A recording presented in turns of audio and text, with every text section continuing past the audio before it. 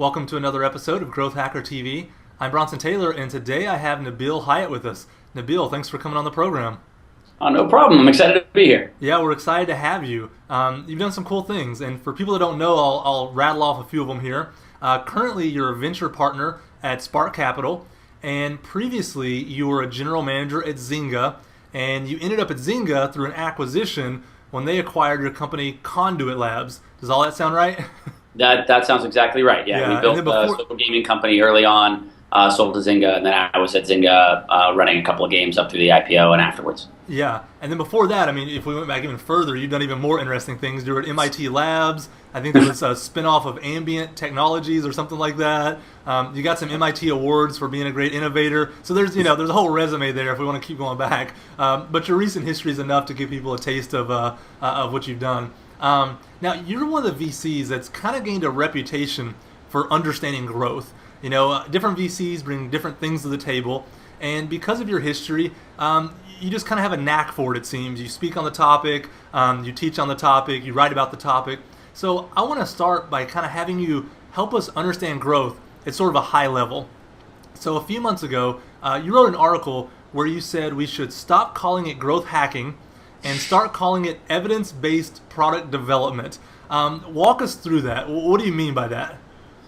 Yeah, first of all, clearly I'm not like a marketing namer because I don't think evidence-based product development is going to catch on. It's not something that rolls off the tongue.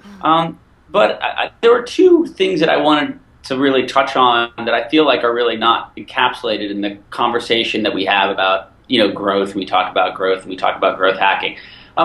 One is, I think, best encapsulated by, I think I might even mention in the post, a quote by David Ogilvy, which is like, some people use statistics the way a drunk uses a lamppost, which is more for support than for illumination. And it's this general sense that you really kind of know what you want to do with your product anyway, and you just want to try and use numbers to either make yourself feel better or the kind of strange, retarded notion that the numbers are going to tell you what to do, that you're just going to stare at the number and that's going to make your product amazing and make people love your product and make people want to keep using your product.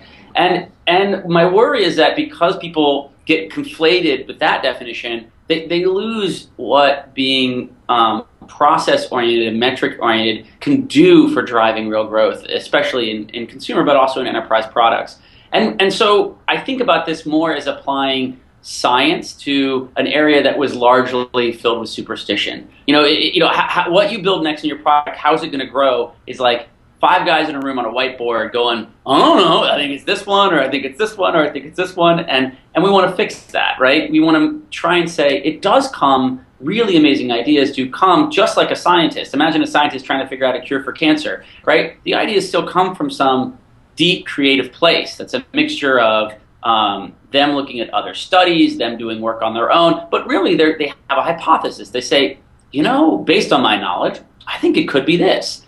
And the hard part, the discipline part, which startups have such a trouble doing, is then going through the process of testing those hypotheses. So even though it comes from this creative place, that there's this part at the end where you go, okay, so what do you think it's actually going to do? I know you said it's probably going to grow. How much is it going to grow? Where in the product is it going to grow? It's going to grow by retention? Is it going to cause higher virality? What kind of virality and what channel? Being that discipline and then spending time after that feature launches, when you're a kind of go startup, when you want to keep doing, and an engineer and company builder, so I'm a get it done kind of guy too, but you've got to take the time, just like a scientist would, look back at that experiment and say, it failed, it didn't fail, and then be intellectually honest about why it did, so that you can learn and get better as a product person. Yeah. There's so many more companies now that are thinking about metrics more than a couple years ago.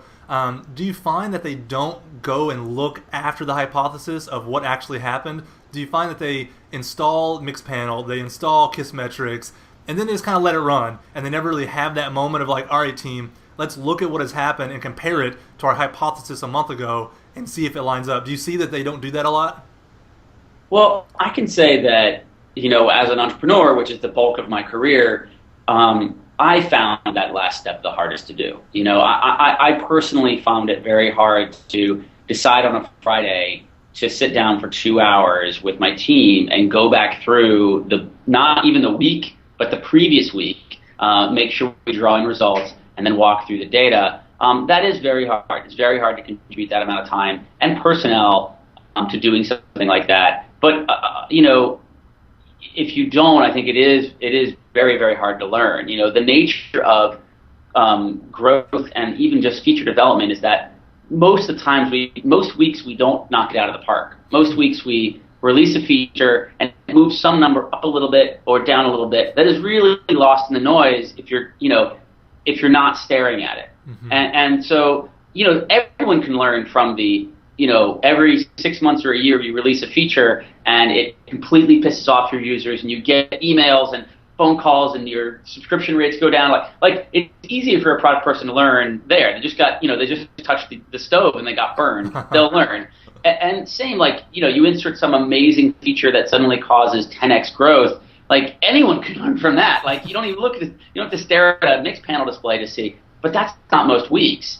And so if you're only learning from those experiments, you're only learning from those features, you're only learning once or twice a year, and frankly, that's just not you getting in touch with your customer fast enough. So the reason you look at an A/B test, the reason you do a controlled sample where you only release a new feature to 5% of your users, then at the back end of that, watch what that 5% of those users is doing versus the control, which is your current user base. The reason you do that is so that even if it causes some metric to go up by 5 or 10%, you get a read on that and you understand, hopefully, ideally, you're understanding at the end of the day a little bit more about your customer, which is the goal. Yeah, no, that's great insight about how to actually think about that. Now, as an entrepreneur yourself and as a VC, do you find entrepreneurs have a hard time kind of balancing, as you put it, the soul and the numbers? Do they feel like an internal kind of friction there? Because some people, they want to be data driven. Some people, they want to be creatively driven. And yet we have to do both. And somehow we have to marry the two. Do they find that difficult, and how do they navigate that? What's your advice to them? Yeah, I think there are two types of people that come to growth hacking. I think there are people who are looking at growth and they kind of mostly want tricks. Uh-huh. They're the type of person that's trying to flip to the back for the answers in the back of the book. Uh-huh. And the problem with that approach, of course, is that any given trick is a very short lifespan. Whatever works now is probably not working 9 months from now. Mm-hmm. And so you look for a sustainable process. And then when you look at a sustainable process, you're talking about split testing and doing controls and a bunch of other stuff. And then people worry that it's getting in the way of the product. Is it am I still able to build the product I really believe in? Mm-hmm. I think I have two suggestions for folks to try and guide their team and their culture when they're trying to make sure that they build a product that both they love and their customers are going to love. The two ways that I think it goes off the rails are, one, that once you get results back from a test, that you forget to insert your brain in the process, right? Okay. That just because you happen to test a button being red or blue and it says blue, it's not enough to say, okay, now we have to do blue. If you really didn't like blue, first of all, what are you doing testing it? But if you didn't like blue, let's have a conversation about why you think the customer picked that thing, why they went down that given path. Mm. That might lead you to a whole new feature, which is actually, it's just your customer's intent, right? Your customer is telling you something about the product that if you're surprised by it, if it wasn't something you wanted to do, it may be because you just don't, there's some gap between what you believe your customer wants and what your customer actually wants. And that's what you need to recognize it as, not as a directive. Not as a now you need to do X, mm-hmm. but as guidance.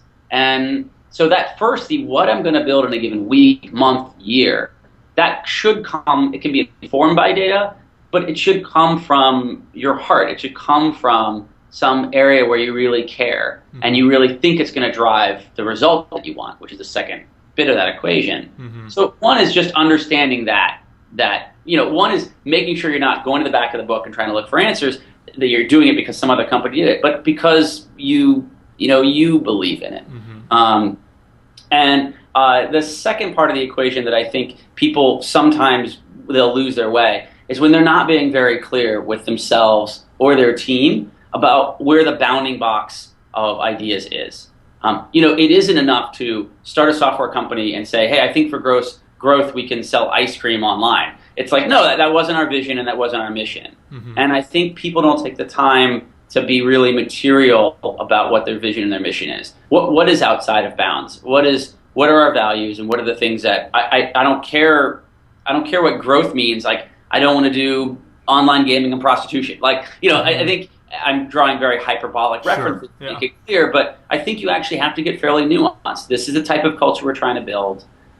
This is the kind of company we're trying to build. And I think you have to stay inside of that box. That will help, especially as you grow a product team, that will help your other product managers know, where are they oscillating inside of. Yeah. End of the day, the team has to believe in the product, not just believe in growth. They can't believe in growth for growth's sake, or they're just chasing their tail and not getting anywhere. Yeah, I mean, at some point in anything, in any decision in life, you run the moral hazard of, I could do this, but it conflicts with something that is more sacred. Yeah. And I think if you don't describe what is sacred to your company, then you will get growth at any cost. Yeah. No, that's great insight. Now, I think last year sometime, you talked about the 4 major waves of growth that the internet has seen. And I know you said there were also some minor ones in there, so people listening to this, don't take offense. We know there's some other blips on the radar that we're not going to mention. But these are the 4 maybe major waves of growth. And I want you to walk us through these. The first one was Google SEO. So talk about that wave for a second. What was that one? Yeah, I'll walk through all of them. The larger point here was just to understand that you're looking for a viable channel. If when you started, when Jeremy started Yelp, he understood that there was optimizations to be done on Google's side, and he did an amazing job with Yelp, making it so that when you type in some venue, it's going to show up in the first couple results. And it's not that SEO doesn't exist anymore. All of these growth channels still exist, but there was a window of time. There was a window of like 18 months, 2 years, 3 years, where the knowledge hadn't disseminated enough. And so if you were, and Google wasn't even, it was in a bit of an arms race. And a lot of these things, quite frankly, feel like arms races. The first one was Google SEO. I think Yelp's a poster boy example there of folks. A lot of e-commerce sites did it too, where they optimized against that channel and just grew enormously. I think the second one that came not far after that, which I think you had my friend James Courier on previously. Great interview, by the way. So I mean that was second wave, right? So he started Tickle. They did these online quizzes and so on and so forth. And his hack, at the time, along with a bunch of other folks, were online address books. We were at a point where we were starting to store online address books in Yahoo Mail and in other mail clients, and we had easy export from our address books on the web on our desktop. And so he just had these great address book importers, and would suddenly know, now we can get all your friends very quickly. I can start to build a very quick friend graph as prior to social networking. And so there was a year or two where that was an amazing growth channel. And did some people abuse it? Unfortunately, some people did. Did some people use it and build sustainable long-term businesses? Absolutely. And so that was that path. I probably the most growth I experienced, although I actually did stuff in the first 2 as well. I did startups early in the .com days and took advantage of SEO for sure.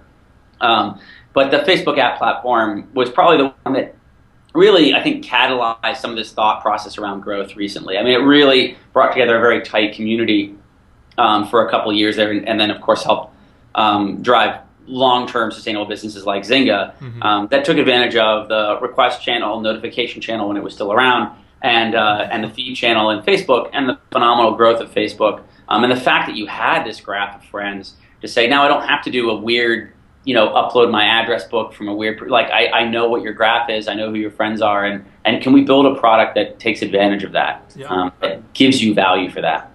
Absolutely. And then, now kind of even having the open graph, and you also mentioned even the Apple App Store along with that one kind of is one of the 4th waves. How did those work together? Because I've heard you talk about the open graph and the App Store kind of being 2 sides of almost the same coin, it seems like. Yeah, I think you're seeing that if you look at the top grossing charts for, say, the Apple App Store, I think you'll notice that they're relatively consistent. They change month over month, but certainly not day over day. And that almost all of those players are using a combination of the Apple App Store, the Android App Store, and Facebook to drive growth, to drive retention and ongoing growth. And I think we're in an interesting time because all 3 of those factions are really fighting for developers' attention. Uh-huh. Right now everyone is thinking about the Apple App Store and how to get in the charts and so on and so forth. And so we've got games being played and so on and so forth. But Facebook doesn't want to be left out of that party. Uh-huh. And everyone was building for the Facebook app platform a couple years ago. If they stop thinking about the Facebook graph, then over time Facebook becomes less and less important. And a phrase I sometimes use is they stop becoming the party and they start becoming a party. I think that's inevitably going to happen anyway.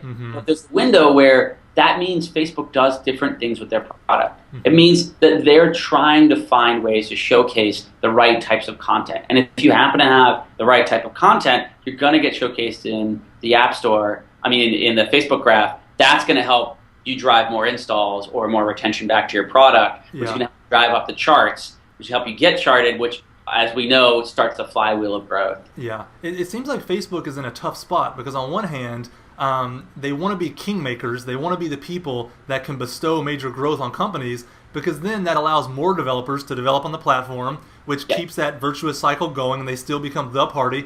At the same time, they don't want to become too much of a kingmaker because it seems like, from the outside at least, that they don't want anyone to take their open graph and own it beside them. So I look at things like Vidi or SocialCam, and it seems like they allowed it to happen a little bit, and then they kind of closed it down. Do you feel like Facebook has that tension because they know they need to do both in a sense? I think a core value, to go back to an earlier comment about core values, I think a core value for Facebook is to, break things, build fast and break things. And I think, honestly, a lot of the machinations that outside folks think are, well-structured thought processes around how to manage apps in the app platform and so on and so forth, on a day-to-day basis are for Facebook folks, are largely looking at the next goalpost. We have something else we're focused on right now, and we're aiming there. And I think the key for understanding Facebook is trying to grok where their next goalpost is and aligning yourself with those goals. And there are windows of time in which that happens. SocialCam found themselves in one of those windows. Facebook has changed it over time, though, and so like any growth tactic, it is short term. Short term can mean a week, which would be really unfortunate. Short term can mean a year or two, but they're probably not permanent. The only thing that's permanent, that doesn't mean they're not viable. Almost every company that has grown, even offline, McDonald's takes advantage of an asymmetry in the marketplace where you can't get good food when you're driving across the country because highways are bored.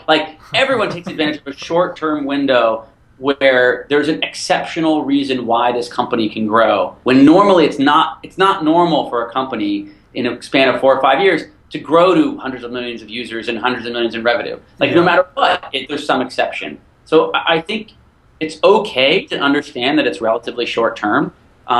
As long as you know that at the end of the day, the product has long-term value. That growth channel might shrink in 12 months or 18 months or 2 years, and you should be nervous about that. You should be looking for other ways you're going to grow. But ultimately, the more retention you have, the more user love you have, if I can use that term, the easier it's going to be to transition out of that particular channel, that area where you're driving growth, and just have users who just love and use your product. Yeah. I think that hits on one of maybe the high-level philosophies that I get from you as I read your stuff online. This idea that, entrepreneurship is the exception. So when we look at a graph, don't look at where it bottoms out and start pointing fingers. Look at where it spiked and say how awesome we got to be a part of that while it happened, and we got to optimize for those moments in time where this was possible. Is that the way you see entrepreneurship? Just enjoy the high times, expect the low times, and optimize for when there's windows of opportunity? Yeah, I think the hard thing is to most people. First of all, absolutely, yeah. I've started 5 companies and had the joy of watching take one public, sell 2. One is still in business. One hit a wall at 100 miles an hour and died. These things happen, and over a journey like that, the risk that folks who haven't been through that journey a couple times do is that they hit very early success and they think they figured it out, that they've learned that permanent lesson. That's why it spiked. And same thing, if they failed, they take it as a crisis of faith that they're just not good. You almost read too much into the highs and the lows. I got when you. On a week-to-week, month-to-month basis, what I think makes it more sustainable, what for the people that I know that have gone back to the well again and again, and over time you see them really, consistently delivering. Those people have found ways to make it a learning process. That those people have found ways to learn the little lessons from the stuff that isn't even high and low, where there's certainly things to take away, but they also know that there are nuggets in the week to week and day to day. And that's why I focus on process so much and talk about process, because I think this really is how are you running your company and developing things. It turns out that almost every tactic that you use in developing good growth can be pointed at anything. Like, it is just about evidence-based. It's about learning to be more in touch with your customer so you can drive results. It's the nature of startups that growth cures all, and growth is our core need. So we can call this growth hacking because, if I talk to 100 guys, 97 of them would like a little more growth. Sure. And the last 3 maybe need revenue. And the truth is that you use the exact same tactic to drive higher revenue. You call this revenue hacking, you call this growth hacking, you call it retention hacking. It's about driving results at the end of the day. That's great. I love the idea that you just put out there that growth is a process, because I want to break it down just to make sure everyone's clear that when growth is a process, you're in the process of growth even when the chart's not going up and to the right. Like, you're actively learning and doing things that will lead to sustainable growth even when it doesn't look good. Because that's what processes mean, is that today is not an indicator of forever. It's just an indicator of today, and I have to learn from it. So I think that is a huge takeaway right there. Now, we've talked about the major waves of kind of the past. Do you see anything else on the horizon? You're in a situation where, you have deal flow, you see what people are thinking and doing that, us normal people don't get to see. What's the next thing where you have a hunch like, there might be something opening up there that may stay open for some window of time? Is there anything that you see like that? I necessarily eschew trying to give the answers at the back of the book and say, go look at X and try and talk about how people can find that next thing. Even better.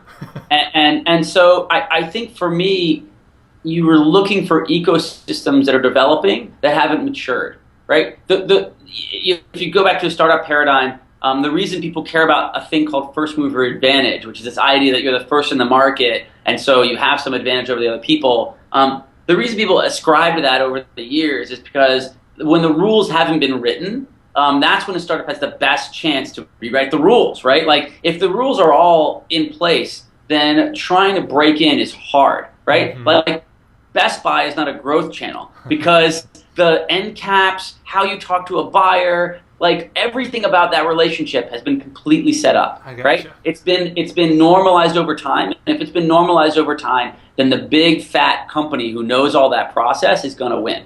If you're 3 weeks after the Facebook platform is launched, no one knows what's going to happen. And so you've got a chance. If you're learning faster, iterating faster, if you're thinking about it more, like if you're internalizing both the mistakes and the good things that happen, you have a chance. And so when I look at the ecosystem right now, certainly mobile is high growth.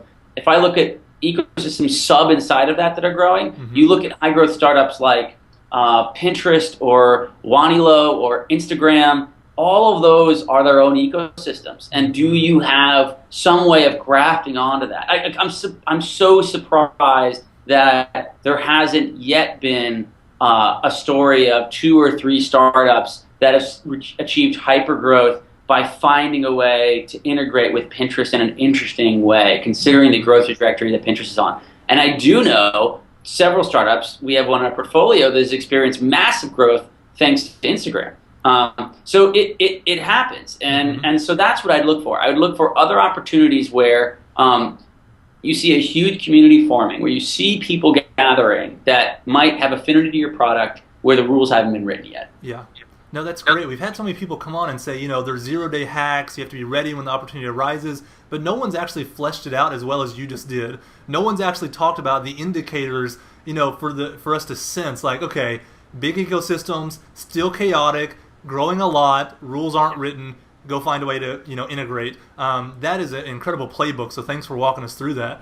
Now, earlier you mentioned, there's those companies that they have early traction and they read too much into the numbers and they think they figured it out. The numbers are always so hard to actually figure out. I mean, I have startups myself. I look at my numbers and I'm confused by them as much as I'm not confused by them, right? I mean, that's just the nature of it. And so I want to ask you about, you mentioned something called the caffeine hit of traffic. When a company will have that spike of traffic, it's a boost of caffeine. But if you don't see the caffeine, kind of crash, and you just see the chart chop off right there, you're like, oh my gosh, hockey stick, they're killing it, And then you fast forward a month and it drowns and it goes into nothing. So let me ask you about some of the things that you mentioned before. You talked about daily active users and monthly active users. How do you use those, or do you use those indicators to kind of tell if there's some long-term stuff happening or if it's just a caffeine hit? Is there any way to really tell? So you're walking through the hypothesis of something's going up and to the right, feeling pretty good, and I just want to know how long is it going to last. Or yeah, absolutely. I mean, this is where you need Excel spreadsheets and you need math. I mean, this is where modeling helps. This is where sensitivity analysis, this really gets into data analysis, because otherwise you just can't know. And you're certainly not going to run a simple linear regression and know the answer at the end of the day. Mm-hmm. I look at DAU and MAU, and the inversion of that, just for folks who don't know, is DAU over MAU gets you a very coarse number that tells you how many of your monthly active users are showing up every day. Yeah. That is only good as a very rough test. I don't necessarily do that if I'm working on product or working on growth on a day-to-day basis. That's not enough detail, and I'll get into the detail in just a second. Yeah. But DAU over MAU is still valuable when I'm having a first conversation with an entrepreneur. Mm-hmm. And especially, there are products who don't need high DAU MAU ratios. There might be, for instance, I don't think that Volkswagen's website has a high DAU over MAU ratio. People don't show up there every day, but they're probably spending a lot of money when they finally do, and Volkswagen is a successful corporation. It's not that everything needs to have high engagement, but especially in my experience for consumer internet products, they really only succeed if they're top of mind. Okay. And it's very hard to stay top of mind if it's not a product you use on a regular basis. But I found that when I look across 40 or 50 products on the consumer internet side, the ones that you use every day are the ones that have a higher likelihood for you to use tomorrow and the next day and the next day, which is ultimately the easiest way to stay in people's top of mind, right? A product I use once a year, they're probably going to forget the brand when it comes time to use it. Yeah, you mentioned day one retention and week one retention. Is that what you're getting at there? I think D1 and D7 are, which is not week one, it's different. It's not did they come back the entire week. It's specifically a slice of time. They come back on day 7, which is different. Again, because I'm optimizing and reading for those kinds of statistics. You're trying to read for, is this a daily active user? Is it somebody who will be engaged in this product every day? Mm-hmm. If you want to push more on that, you look at things like sessions per day. Is this a product that the first day somebody installs it, they're coming back to 3, 4, 5 times that day? Which sounds like a very high threshold, but we live in a noisy world with, there's your iPad and your iPhone, and there's HBO and Netflix, and there's everything in the world. And if you can't find a way to break through that noise and be top of mind, that's then you should be working on that if you haven't found it yet. What I do use, your original question was that caffeine spike, and how do you read that caffeine spike? And I think it's important to do old school funnel analysis to know that I have a sample population that has not been. Hopefully, you've held back 5% of your or 2% of your users that are not seeing whatever it is that's causing your growth. So you have a control. And then inside that 98% that are helping you drive amazing growth right now, you're looking at that and saying, well, why does it grow? Well, it's growing because it looks like it's spreading here, they click here, they come here, they do this, right? That's the basic flow. And then the way you figure out how long it's going to last is pretty quickly by looking at decay rates. I mean, this is where you just get into real DAU modeling and CTR targeting modeling. All of these things, everything has some measure of decay. and it's trying to measure that decay rate over time. And you can't do it by just doing a top line, linear math, because it looks like your monthly active users are going up and they look great, great, great. But if you dig in 2 levels, you'll find that your bounce rate or your CTR rate or the percentage of your DAU that shares something to a friend or some bit there is probably decaying. And then the real question is that today, tomorrow, a year from now? Did something cause it to just start decaying? Did it start accelerating decaying this week versus last week? Those are the kinds of numbers. Again, they're not telling you what to do with your product, but they're telling you where there's a problem for you to try and dig in, be creative, and solve. Yeah. So kind of at a high level, tell me if I'm wrong, when you see things going up and to the right, figure out what's not going up and to the right, or what's going up and to the right at a slower rate, and then dig in, because you might be finding the heart of what's going to be the reality soon enough. Would that be fair? That's a much better way of putting it. There you go. Now, I want to break it down for our audience because I love the actual math, but I want to make sure that they kind of see the high level as well, because I wish we could dig more into the math. I mean, I want you to start pulling out whiteboards and drawing equations. I mean, that's what I want, So I love it. Now, you've seen so many metrics across so many companies that you probably have a sense for what a good metric is in terms of, hey, this is their retention, and that's good for a SaaS company, and this is good for an app that's free. Like, you just have that kind of knowledge. A lot of us, we come to it, all we know is our own numbers. We haven't been exposed to these other kind of companies. Is there any kind of guidelines you can give us? Like, look, if you're in this kind of business and you have this kind of number, that's a good thing. Pat yourself on the back. Like, is there anything like that just to tell us that we're on the right track, on the wrong track, and to share some of your knowledge with all the companies you see?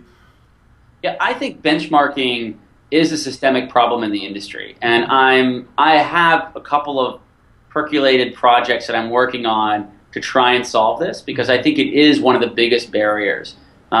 Ultimately, I think there's the one I'll give you is, since we talked about D1, for most consumer products, you make a random consumer product and you put it out there on the internet, it's probably going to get D1, and D1 is just the number of users today that come back tomorrow, that install today that come back D1 in the next 24-hour cycle.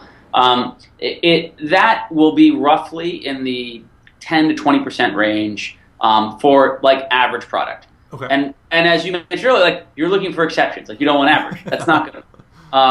And the really outlier cases, the really amazing cases, is you'll see D1 north of 50%. Okay. Sometimes approaching, I've seen D1 in the 80% range. D1 above 50% doesn't mean you have the next Facebook, but it does mean you have something that's highly engaging, and it means you certainly should dig in to why they're coming back, try and understand that whole process. It's a wonderful, wonderful sign. And I would say that's 5% case that you actually have a D1 above 50%. In general, if you don't have benchmarks, the best thing you do have is change over time, right? So even if you don't know whether another SaaS company has X percentage of D1 retention or click-through rate or whatever, you know what yours is, and you can always try and push and move that number and just look at the rate of change. My personal tactic, though, for actually getting benchmarking is I always put together a small community of startups that on whatever I was working on, that we had agreed to share a certain amount of data with each other to help each other. And that takes a certain amount of time and effort, but man, it pays back. Back in those social gaming days, there was a group of us, James Courier was a part of it actually, where we were all running social gaming companies. We knew well enough to know that it was about expanding the whole ocean, not about us beating each other up in the middle of it. And so, we would get beers once every 6-7 weeks, and there are about 5 or 6 of us CEOs, and we just whiteboard out like what's working, what's not working, and I was lucky enough to have those. I did that even back in the late '90s with some other content companies that were similar to the one I was running at the time on the web. So I would just suggest that as well. You need to form a small cabal. It doesn't take a lot. 3-4 other guys in the space, and just look at each other's numbers. That's not going to tell you, unless one of those guys is really rocketing, it's not going to tell you what the best case scenario is. But it is going to tell you if you're anomalous with a norm, right? Yeah. So in that D1 case, if you're suddenly staring at 5% D1, A lot of the problem in growth is just knowing which metric you want to focus on in the first place, right? You got the D1 number, D7 number, CTR rate, shareability, DA, like, oh, there's so many numbers to look at. It's like, well, which one of these is actually far enough outside the norm? That's what that process can give you. It can at least give you, with 2 or 3 friends and looking across similar metrics, you can go, wow, I'm a lot lower on that than I thought I was supposed to be. So maybe I should spend some time there to at least get it up to par, which is probably not even, exponential growth curve, but will at least get me, to be in the game. Yeah, no, that's great advice. Thank you. And even the exact stats of the over 50% for D1, and just that's the kind of numbers like people don't hear. Like that's, for most people, that's the first time they've ever heard that D1 over 50% is meaningful. And so now they're thinking, okay, what's my D1? Let me go look. And now for the first time, they're going to realize where they're at in that big ballpark because they don't have VC knowledge. Now, before becoming a VC, you had various products that you've built. Many of them reached over 50 million users. And you say on your blog you had a few failures as well. So you've kind of seen it all. Given your background, which is unique because you're an engineer and you're a designer, and so you kind of have these technical skills and these creative skills, which are rare. Has this mixture helped you grow products, or was just kind of a nice thing that's a novelty about you? I think the fact that I have a very strong right brain or moderately, I would say equally strong right and left brain. I will not ascribe overall value to either of them. But let's just say they fight pretty evenly on a day-to-day basis. There you go. I think that's a key to being good at product, right? At least for the way that I do and love to do product. And you could probably just sense it in our conversation here today. I do believe it comes and starts from a creative place. The best ideas do. They can be informed by data. They can be informed by a conversation with a customer. They can be informed in a bunch of different ways. But eventually, you've got to have this core conviction and idea that you should build this next thing.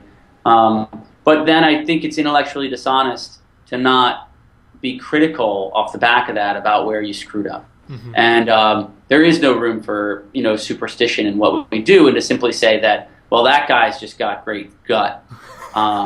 There's no faith in religion and product building, right? Mm-hmm. Like this is, you should look this squarely in the eye and try and learn about it and make it better. And I think art school actually informed that. If I got a computer science degree and I went to art school for design, and I think that experience was really humbling. The environment that's in an art school is, it's a given Monday, you're in some class, and they say, go spend a week in your studio, dig deep into your soul, find some bit of your past that you don't really want to talk about, get it up there on canvas, and then you're going to come back a week later and stand in front of everybody, your peers, and they're going to rip it apart.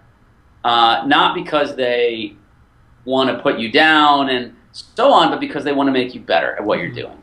And that peer review process, which is also very similar to science, that peer review process is what I've always tried to indoctrinate in the companies that I've run, that I've consulted and invested in and talked to, is this product culture where it is okay to believe that somebody has conviction in something and let them go do it.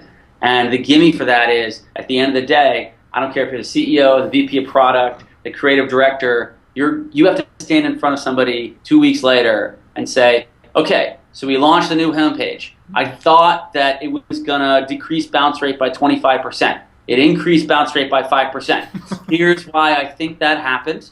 And then have a kind of intellectual honesty in the culture that someone else can say, hey man, it's cool that it dropped. It's cool to have it dropped by 5%. We're gonna fix it, but I actually don't believe that you understand why it happened. I think actually the conclusion you reached was wrong. Let's talk about that so that the next version is better. That's the conversation that you like. If there's any goal, that's the goal, right? Yeah. The goal is to have that conversation. Those conversations are the gold that allows next week to be better than last week. Yeah. It seems like another theme that's kind of emerged from this conversation is take what you thought you knew and then go one layer deeper to really understand something. We talked about the caffeine hit. Go deeper, see what's not growing. Talk about the homepage, the bounce rate.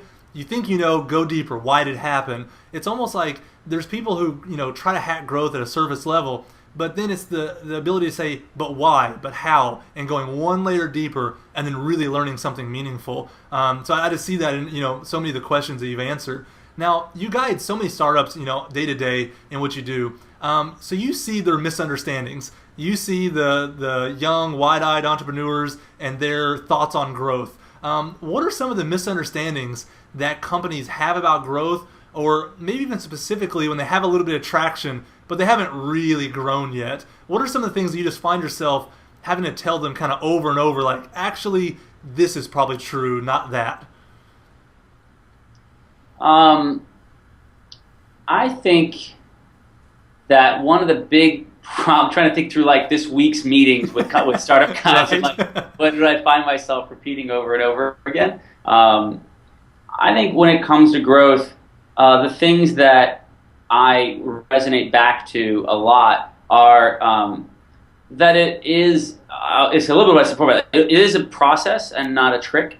And it's about culture, not about a channel. So as much as I talk about the Facebook channel and SEO, and there are windows where hypergrowth, and maybe they're not as hypergrowth now, you can still attain growth in any of those channels. It won't be as easy. Mm-hmm. The entrenched players are now spreading guidebooks and teaching their VPs, which are teaching their director of products, which are teaching their, all that's happening. Mm-hmm. You can achieve growth anywhere. I think what I counsel against a lot is folks actually jumping for the shiny penny. So it looks like Facebook is growing this month, like I'm on Facebook. And I think that's important because you can sometimes find real anomalies there. Mm-hmm. But there was a phrase I used earlier that I think is really important to keep in mind, but I try and keep in mind, which is it's for channels that work for your product and your business. Mm-hmm. Like Pinterest may be a great place to grow a company right now. There aren't a lot of people doing it. I think there's a lot of room there,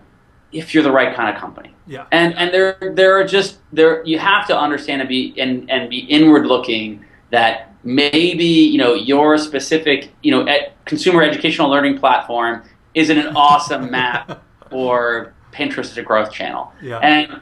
And so what I see from folks who are young is they have such a hunger to learn that they go and they read what they expect to be the guidebook. Mm-hmm. And the truth is that what most entrepreneurs do, myself included, is they repeat whatever it is they had as a path to success. Mm-hmm. They tell you what that was, presuming that repeating the exact same path will drive the exact same results, which is ridiculous. Of course it's ridiculous. But we do it all the time. I think it's an emotional tendency, an intellectual tendency. We do it all the time. And so being able to say, okay, I'm internalizing what this mentor is saying, this investor is saying, this blog post is saying, I'm going to internalize it. I'm not following it verbatim. I'm trying to ask, why did that work for them? And then how can I twist that and make it work for me, which might be an entirely different way. Yeah.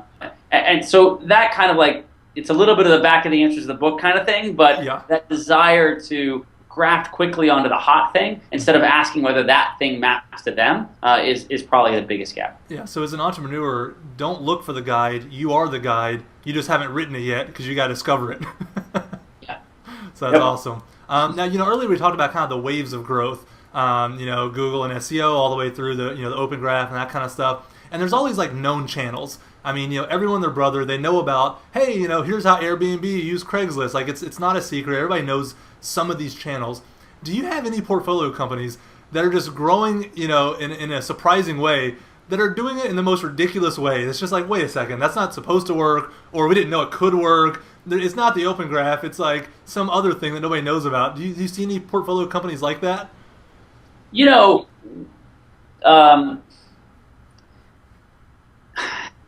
Tumblr grew.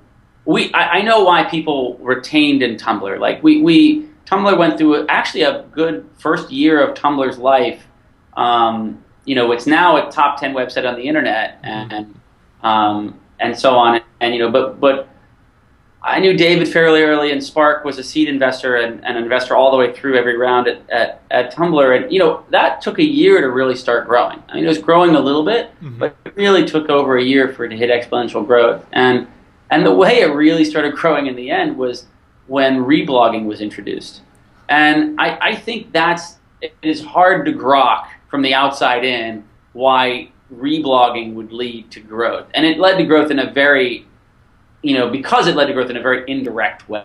It's not like they found a channel the way that we talk about it in this conversation. It's not like they found that they were going to graft off Twitter or Facebook or, some other channel. It was that people wanted to use this product. They loved this product. It had such beautiful design sense, and David had such an amazing,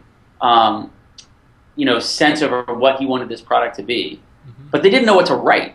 It was like a problem. Like, what do I write tomorrow? And so it manifests itself not in how viral I was, how much I was spreading it. It manifests itself in retention numbers. My DAU over MAU. How many times am I coming today to read new content? Well, that's indicative of how much new content there is and how much content I have to write. And so reblogging for that product allowed somebody to come in and one click say, yep, that's good enough. I would have written it, but I didn't. Somebody else did. I'm going to put it on my site. Yeah. And it changed the interaction model with Tumblr in a way that materially affected its outcome over time. Yeah, so Tumblr users were actually curators, not bloggers, and the reblogging just enabled the dormant thing they wanted to do, which is why, like you said, on the outside looking in, it's like reblogging, how does it matter? But from the inside looking out, because they're curators and they just didn't have a reason to use the product until it was introduced to allow them to do it, that's awesome. Because now product features become their own growth channel, in a way, if you really hit on something core to the user experience, to the users. So that's awesome. Now, it's something that I think people forget about when they talk about growth, which is, of course, like, when people think about growth, they usually think about new user acquisition. And I think it's important to talk about what you're trying to get is DAU tomorrow. And DAU tomorrow could be a current user or a new user. At its peak, when I sold my startup to Zynga, we had, at the time, one of the top 10 fastest growing games on Facebook.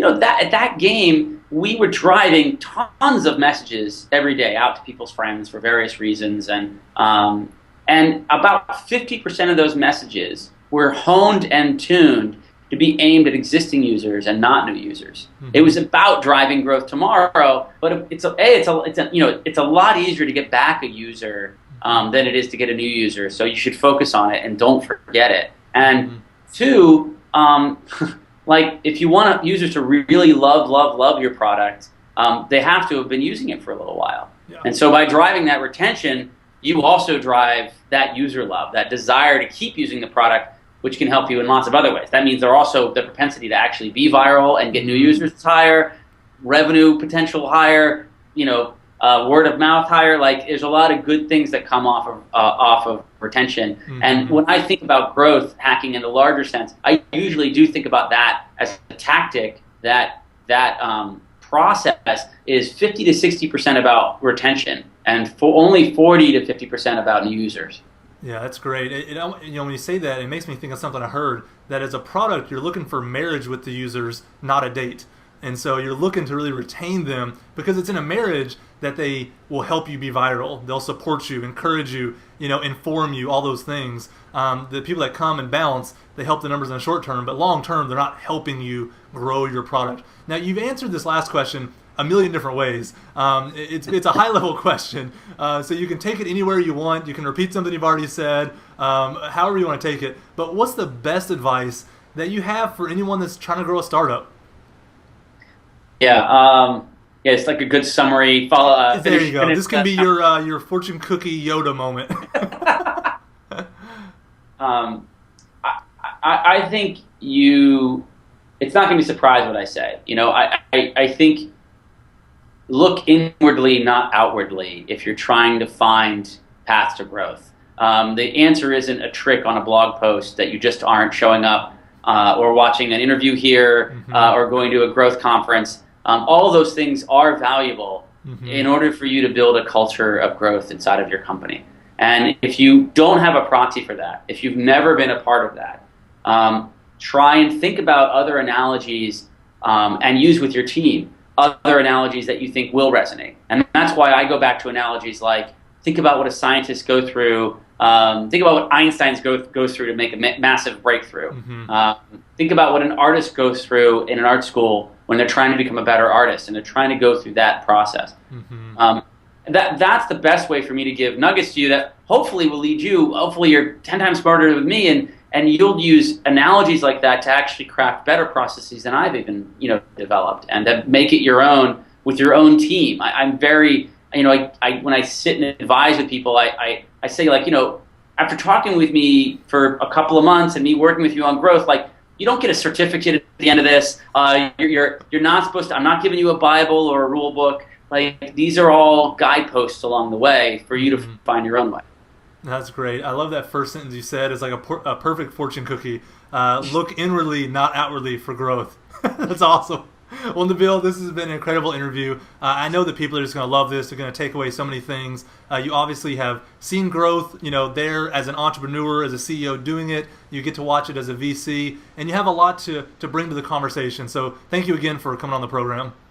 Hey, I love the service you guys are offering. I love what you're doing. So keep it up, man. Thanks.